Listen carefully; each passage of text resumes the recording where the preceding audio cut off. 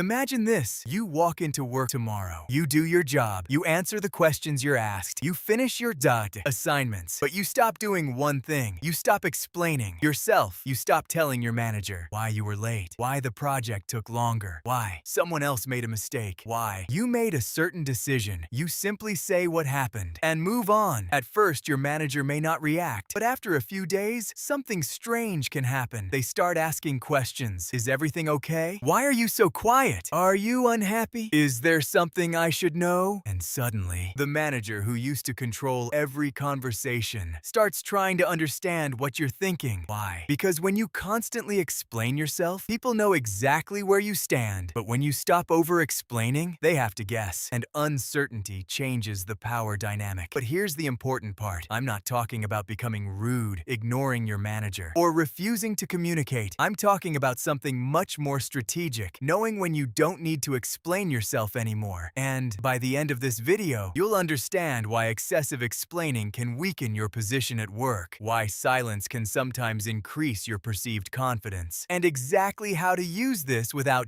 damaging your career. So if you want to understand the hidden psychology behind workplace power, promotions, and career growth, subscribe to the channel, because the most important workplace rules are often the ones nobody teaches you. Part 1. Why we over-explain at work. Let's start with something most employees don't realize. Over-explaining usually doesn't come from confidence. Comes from anxiety. Think about the last time your manager questioned one of your decisions. Maybe they said, "Why did you do it this way?" And immediately, you started talking. "Well, I thought this would be better because..." And then I spoke with Sarah. And actually, the reason was... And I was also dealing with... 5 minutes later, you're still explaining. And here's the problem. The more you talk, the more opportunities you create for someone to challenge you. You may have started with a completely reasonable decision, but after 10 explanations, it suddenly sounds like you're trying to convince someone that you're not wrong. That's a very different position. The confident employees often communicate differently. They explain the decision once. They you provide the relevant facts, and then they stop. For example, your manager asks, "Why isn't this finished yet?" An anxious response might be, "I'm really sorry. I was going to finish it yesterday, but then Sarah needed something, and there was that meeting, and I had to fix another issue." A stronger response might be, "The project was delayed by 2 days because the client changed the requirements. The revised version will be ready Thursday." Notice the difference. No excuses, no emotional defense, no unnecessary story, just facts. And a solution that creates a completely different impression. Part 2. Your manager can't read your mind. Here's where psychology becomes interesting. When you explain everything, you remove uncertainty. Your manager knows what you're thinking. They know what you're worried about. They know what you're trying to prove. They know which mistakes you're afraid they'll notice. But when you communicate clearly without over-explaining, you leave less information for people to interpret,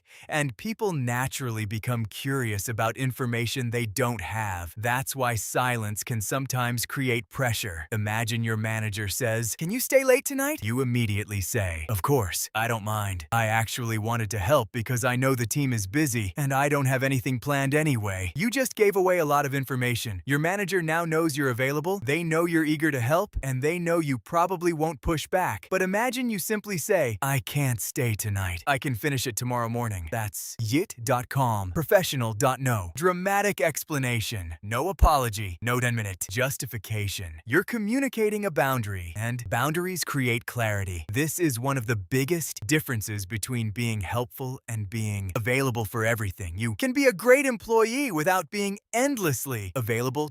Part 3. Why your silence can make people notice you more. Here's the irony. Sometimes, the less you say, the more people notice you. Think about meetings. There's usually one person who talks constantly. They comment on everything. They explain every idea. They respond to every question. And then there's another employee who speaks only when they have something useful to add. Who gets more attention? Often, it's the second person, not because they're necessarily smarter, but because their words carry more weight. When someone speaks constantly, their words become background noise. But when someone usually stays quiet and suddenly says, "I don't think this strategy will work because we're ignoring the customer data," people listen. Why? Because their communication has become selective. This is why strategic silence can be powerful.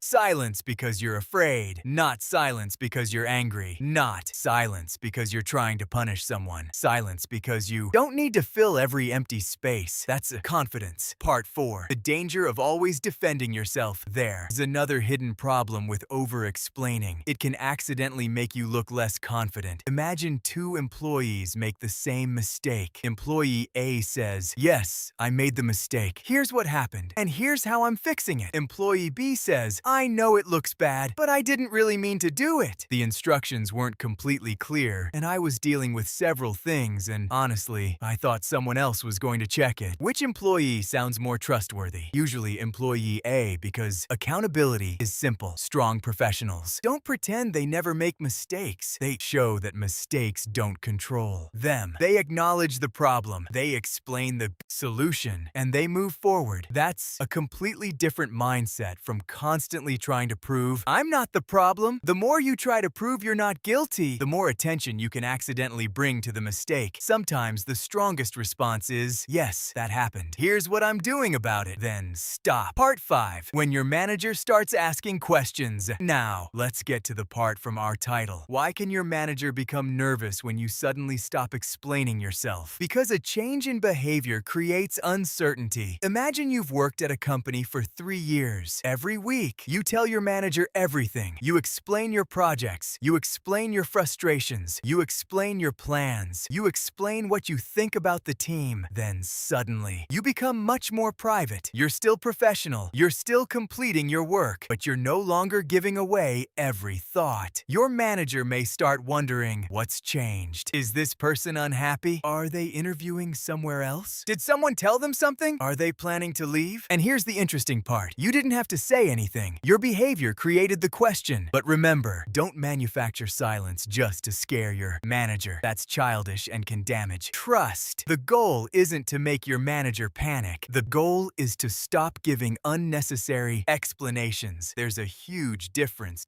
Part 6. The employee who stops seeking approval. One of the biggest career transformations happens when an employee stops needing constant approval. Early in your career, you may ask, "Is this okay? Do you think this looks good? Should I do it this way? Was that meeting okay? Did I handle that correctly?" There's nothing wrong with asking for guidance, but eventually, you need to develop professional judgment. Instead of asking for approval for every small decision, you start saying, "I reviewed the options. I recommend this approach because of X and Y." That's a major shift. You're no longer asking, "Tell me what to do." You're saying, "Here's what I think we should do." Managers often notice that because leadership isn't just about having authority, it's about being able to make reasonable decisions without needing constant reassurance. And that's why confident employees often appear quieter. They aren't necessarily doing less. They're simply spending less energy proving themselves. Part 7. The power of short answers here is a practical technique you can start using. Immediately, answer the question you were actually asked, not the question you think your manager might ask next, not the entire history of the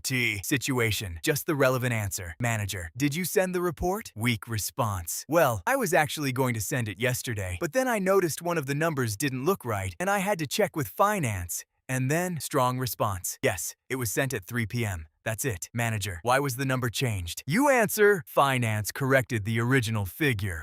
I updated the report accordingly. Done. This doesn't mean you should hide information. If there's an important problem, explain it. If someone asks for details, provide them. But don't volunteer a 10-minute defense when a 20-second answer will do, because sometimes clarity sounds more confident than complexity. Part 8. Silence after you make your point. There's another technique that powerful communicators understand, called allowing the other person to respond. You make your point, and then stop. For example, "I don't think we should launch this yet. The customer testing isn't complete." Then silence. Don't immediately add, "But maybe I'm wrong. I'm not sure. Just my opinion." I mean, if everyone else thinks it's okay, you've just weakened your own statement. If you believe something professionally, say it respectfully, then allow the room to react. This is especially important in meetings. You don't have to win every conversation. You don't have to respond to every disagreement. Sometimes, someone challenges your idea. You can simply say, "That's a fair point. Let me think about that," and stop. You don't need to defend your intelligence. You don't need to win the room. You need to contribute useful thinking. Part 9. But there is a big warning. Now, this is extremely important. Silence is not always power. If you stop communicating completely, you can become invisible. If your manager asks for an update and you ignore them, that's not confidence. That's poor communication. If your team needs information and you refuse to provide it, that's not strategic. That's unprofessional. If there's a serious problem and you stay silent, you could damage your career. So remember this rule. Don't stop communicating. Stop over-explaining. Communicate the facts. Communicate the risks. Communicate the solution. Communicate when you need help. Then stop. That's the balance. Part 10. The moment your manager realizes you've changed, eventually, something interesting may happen. Your manager notices that you're different. You're not constantly asking for approval. You're not defending every decision. You're not volunteering every frustration. You're not trying to convince everyone that you're valuable. You're simply doing valuable work. And this is where your professional image can change. Instead of being seen as the employee who always needs reassurance, you may start being seen as the employee who can handle things. That's a much stronger position because career growth isn't only about working harder. It's also about becoming someone who can operate with judgment. Someone who can handle pressure. Someone who can communicate without emotional chaos. Someone who knows when to speak and when to stop. Mid-video retention hookened. Here's something most people miss. Your manager getting nervous isn't even the most important part. The bigger advantage comes from what happens after you stop over-explaining. You start noticing something about your workplace. Who actually respects your boundaries? Who only liked you because you were always available? Who asks for your opinion because they value your judgment, and who only asks because they know you'll say yes. That information can completely change how you manage your career, because sometimes silence doesn't change other people, it simply reveals them. Part 11. Use silence to observe, not manipulate. This may be the most important lesson in the entire video. Don't use silence as a manipulation tactic. Use it as an observation tool. When you stop filling every conversation, you start hearing more. You notice who interrupts. You notice who takes credit. You notice who supports you. You notice who only contacts you when they need something. You notice how your manager reacts when you say no, and you learn what your workplace actually values. That's powerful information because you can't make good career decisions if you're constantly talking. Sometimes you need to step back, watch, listen, and collect information before you decide your next move. Part 12. What to say instead of over-explaining. So let's make this practical. Instead of, "I'm sorry I couldn't finish it because," try, "The deadline moved because of X. The new completion date is Thursday." Instead of, "I didn't mean to make that mistake," try, "I made the mistake. I've corrected it and added a check so it doesn't happen again." Instead of, "I really hope you're okay with this," try, "Based on the available data, this is my recommendation." Instead of, "I can't do that because I have so much going on," try, "I can't take that on today. I can start it Monday." Notice the pattern. Less emotion, more clarity. Less defense, more ownership. Less explanation, more information. That's professional communication. Conclusion. Why does your manager sometimes get nervous when you stop explaining yourself? Because excessive explanation gives people access to your thoughts, your fears, your insecurities, and your decision-making process. When you become more intentional with your words, you create clarity, you create boundaries, and sometimes you create uncertainty. But the goal isn't to scare your manager. The goal is to become comfortable enough with yourself that you don't feel the need to justify every decision you make. You don't need to explain every no. You don't need to defend every small mistake. You don't need to prove you're working hard every 5 minutes. And you definitely don't need to fill every silence. Do good work. Communicate clearly. Own your mistakes. Set professional boundaries. And when you've said enough, stop talking. Because sometimes the most powerful thing you can communicate at work is that you don't need anyone's approval to know your own value. If you found this useful, subscribe to the channel for more videos about workplace psychology, career growth, hidden corporate rules, skills and the strategies that actually matter when you're trying to move forward. And remember, your career isn't only shaped by what you say. Sometimes it's shaped by what you no longer feel the need to explain.